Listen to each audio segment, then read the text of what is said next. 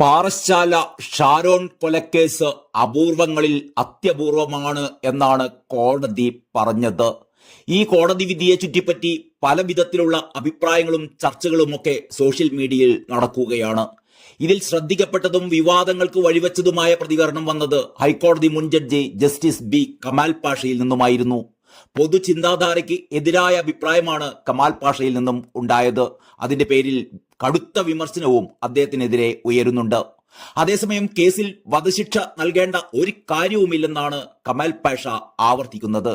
വധശിക്ഷ നൽകേണ്ട കേസല്ല ഇതെന്നും പ്രതി അവൾ ആയതാണ് പ്രശ്നമെന്നും കമാൽ പാഷ മനോരമ ന്യൂസിന് നൽകിയ അഭിമുഖത്തിൽ പറയുകയുണ്ടായി. ഈ വിഷയത്തെ ആളുകൾ അതിവൈകാരികമായാണ് കണ്ടത് എന്നാണ് കമാൽ പാഷയുടെ അഭിപ്രായം. 2 വർഷത്തിനിടെ എത്ര പെൺകുട്ടികൾ ഇവിടെ ദാരുണമായി കൊല്ലപ്പെട്ടു? സമൂഹം അത് ചിന്തിക്കുന്നുണ്ടോ? പ്രണയം നിരസിച്ചതിനും വിവാഹം നിഷേധിച്ചതിനും എത്ര പെൺകുട്ടികൾ ഇവിടെ കൊല്ലപ്പെട്ടിട്ടുണ്ടെന്ന് കമാൽ പാഷ ചോദിക്കുന്നു. ആൺപിള്ളേർ പ്രണയം നടിച്ചു ചെല്ലും, പെൺകുട്ടി താല്പര്യമില്ലെന്ന് പറഞ്ഞാലും പിന്നാലെ നടക്കുമെന്നും അദ്ദേഹം ചൂണ്ടിക്കാട്ടുന്നു. പ്രണയം നിഷേധിച്ചതിന് ഒരുവൻ പാറ്റ്നയിൽ പോയി തോക്ക് വാങ്ങി വന്ന് പെൺകുട്ടിയെ വെടിവെച്ചു കൊന്നു, റോഡിലിട്ട് പെട്രോൾ ഒഴിച്ച് കത്തിച്ചു കൊന്നു. ഇതെല്ലാം ഇവിടെ തന്നെയാണ് നടന്നത് എന്നും കമാൽ പാഷ പറയുകയുണ്ടായി. ഇത് ചെയ്തവരുടെ പേര് ആരെങ്കിലും ഇപ്പോൾ ഓർക്കുന്നുണ്ടോ എന്നും കമാൽ പാഷ ചോദിക്കുന്നു. ഇവിടെ പ്രതി പെൺകുട്ടിയായപ്പോൾ സമൂഹത്തിന് അത് സഹിക്കുന്നില്ല. ഇതിനർത്ഥം ഗ്രീഷ്മയെ ന്യായീകരിക്കുന്നു എന്നല്ലെന്നും ജസ്റ്റിസ് കമാൽ പാഷ പറഞ്ഞു. ഒരിക്കലും ചെയ്യാൻ പാടില്ലാത്തതാണ് ഗ്രീഷ്മ ചെയ്തത്. അങ്ങേയറ്റത്തെ തോന്നിയാസം. ഒരേ തരം കുറ്റങ്ങളെ 2 കണ്ണുകൊണ്ട് കാണരുത് എന്നാണ് ഞാൻ പറയുന്നത്.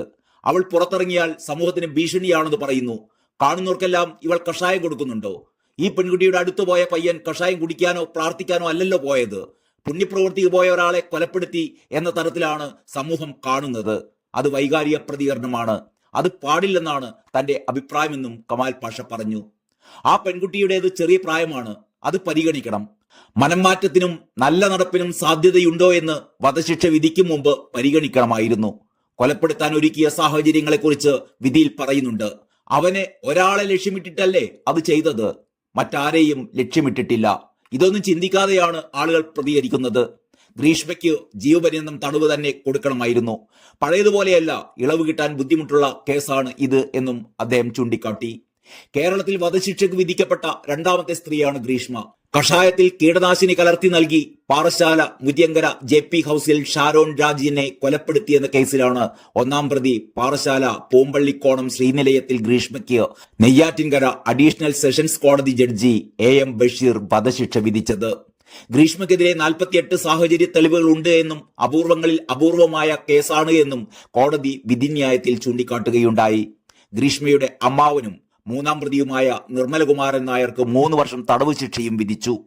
തെളിവ് നശിപ്പിച്ചെന്നാണ് നിർമ്മലകുമാരൻ നായർക്കെതിരായ കുറ്റം. ഗ്രീഷ്മ ചെയ്തത് സമർത്ഥമായ കൊലപാതകമാണ് എന്നാണ് കോടതി കണ്ടെത്തിയത്. ആന്തരിക അവയവങ്ങൾ അഴുകിയാണ് ഷാരോൺ മരിച്ചത്.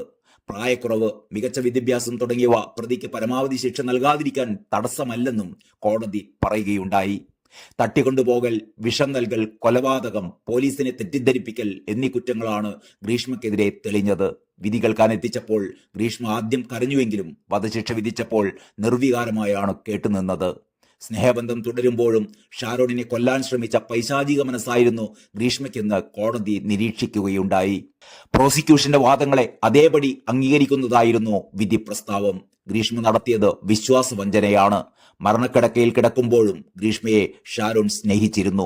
ഗ്രീഷ്മ ശിക്ഷിക്കപ്പെടരുത് എന്നാണ് ഷാരോൺ ആഗ്രഹിച്ചതെന്നും 586 പേജുകളുള്ള വിധിന്യായത്തിൽ കോടതി ചൂണ്ടിക്കാട്ടുകയുണ്ടായി.